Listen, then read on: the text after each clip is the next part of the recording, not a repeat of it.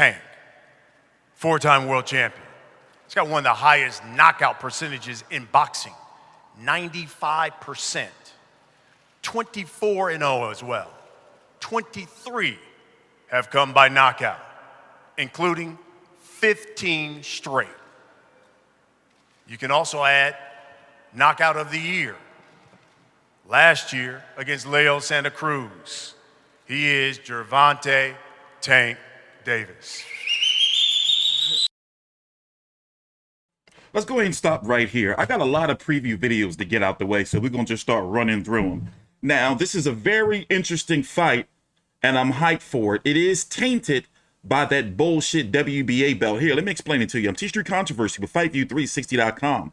Tank Davis is currently the 130, the 130 WBA Super Champion and the 135-pound WBA bullshit World Champion. It's not his fault. Not bashing Tank Davis, bashing the stupid-ass WBA who makes me sick. Mario Barrios is the WBA World Champion at 140 pounds. If you don't know, the real champion, or the guy who's recognized as the champion at 140 pounds, is Josh Taylor, currently holding the WBC, WBA, Super, IBF, WBO Ring Magazine. He is the undisputed champion, the man at 140 pounds. And frankly, if the winner of this fight against Tank Davis versus Mario Barrios is not going to be fighting Josh Taylor, then what is it really for? Yes, Tank Davis will be a simultaneous champion in 3 divisions, depending on if you count that bullshit WBA belt. But nonetheless, this is if take the title out of it, this is a very, very, very, very, very good fight. I'm TstreeT Controversy with FightView360.com. Let's listen to the Tank for a little bit. Thank all y'all for coming out. But first I want to thank God. I want to thank, my promoter, Floyd Mayweather, and Leonard Adderby, the whole Mayweather promotion staff, Al Heyman, Showtime, and all the other promoters that's making this big fight come true and things like that. So, but camp been great for me. We working each and every day. We know that Barrios is a bigger guy. He can punch and things like that. So we've been working each and every day just to know that we going up against a big task and things like that. So I'm ready. We always had challenge in life, and that's what make you strong. So this just another challenge that I have in my role of success. So I'm ready to walk through it and keep it pushing. All right, let's start right there, and let's take a little bit of a jump cut. Let's go to the face-off so we can talk about the height difference. And basically, I guess you want to say, don't mean to steal they shit, but the keys to victory for both fighters. Please subscribe, like the video. Mario, obviously, Josh Taylor and Jose Ramirez are meeting this weekend to become undisputed at 140. Do you see yourself staying at this weight and after this fight trying to fight the winner of that one? I would love a fight with either one of them, but right now the only name that I'm worried about is Gervonta Davis, and it's gonna stay that way until June 26th. Tank, same question. If you're victorious at 140, obviously Taylor Ramirez would be right there. After this fight, could you see yourself staying at 140 and fighting them to become undisputed champ at 140? We know the big picture is Barrios, but our main focus is him, but in the future, I didn't even know they was fighting, and but I'm all for it. If it's a great opportunity and my team with it, I'm all for it. I'm a team player. Folks, June 26th, it is on Showtime pay-per-view. You got 2 unbeaten champions chasing greatness.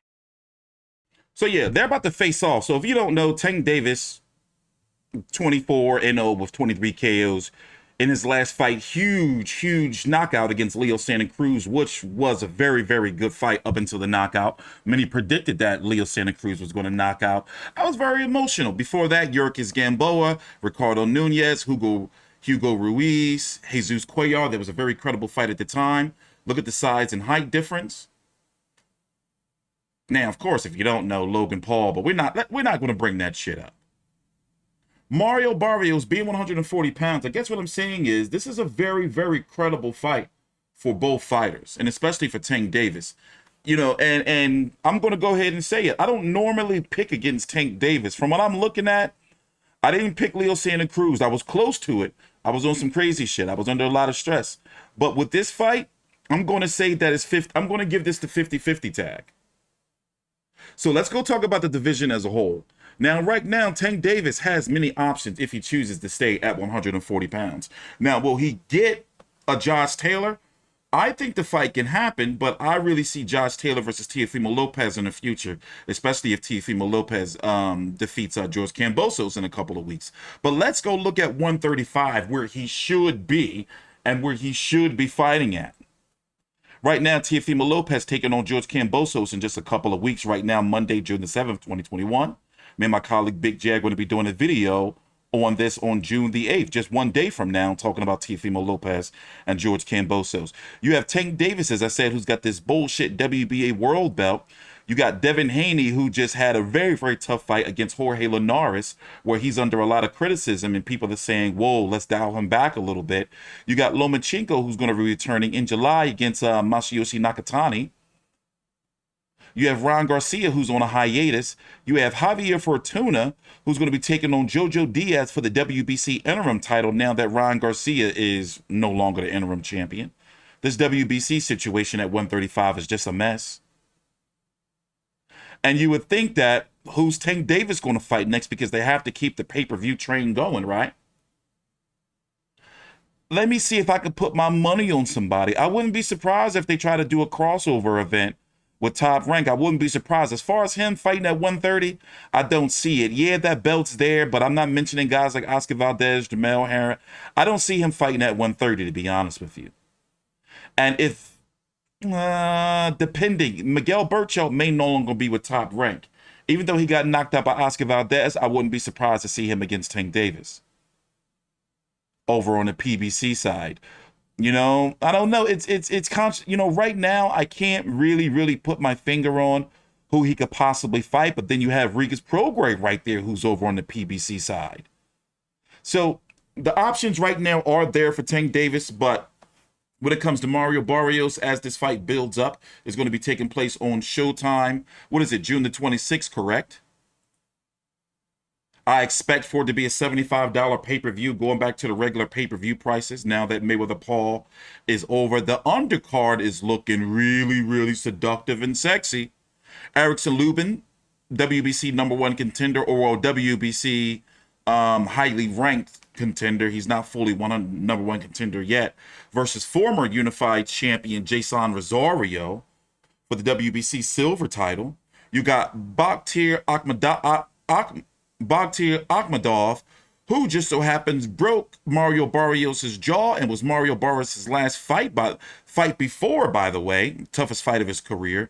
I actually felt he should have lost that fight or a draw, if I'm correct.